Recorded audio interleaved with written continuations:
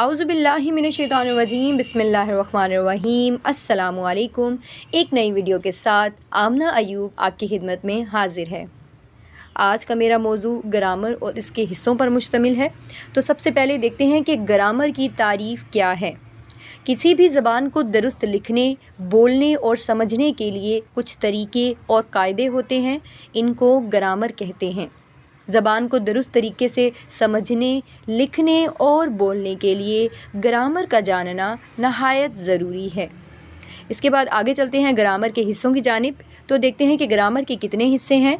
Grammar के दो हिस्से होते हैं, एक होता है सर्फ और दूसरा होता है नहव। अब सबसे पहले हम देखते हैं कि सर्फ की क्या तारीफ़ है। वो इल्म जिससे कलमों और लफ्ज़ों की पहचान हो सके। इल्म सर्फ में लफ्ज़ों की बनावट, इनकी तब्दीलियाँ या तरीक़ों और सही या दुरुस्त बोलने पर बहस की जाती है। इसका मौजू लफ्ज़ है। इसके बाद दूसरी किस्म पे चलते हैं जो कि है नहव।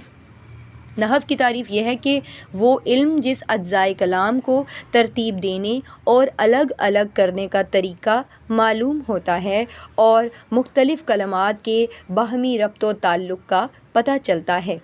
गोया नहव कलमात को जोड़कर बामक़सद फ़िक्रा बनाने का तरीक़ा है। तो बच्चों, आज का मेरा लेक्चर यहीं तक था। अगर आपको मेरी वीडियो पसंद आई हो तो इसको लाइक कीजिएगा। चैनल पर अगर आप नए हैं तो इसको सब्सक्राइब कर लीजिएगा और वीडियो पर कमेंट करना और इसे शेयर करना मत भूलिएगा। वीडियो को देखने का बहुत ज़्यादा शुक्रिया। अपना और अपने प्यारों का बहुत सारा ख्याल रखिएगा। अल्लाह हाफ़िज़।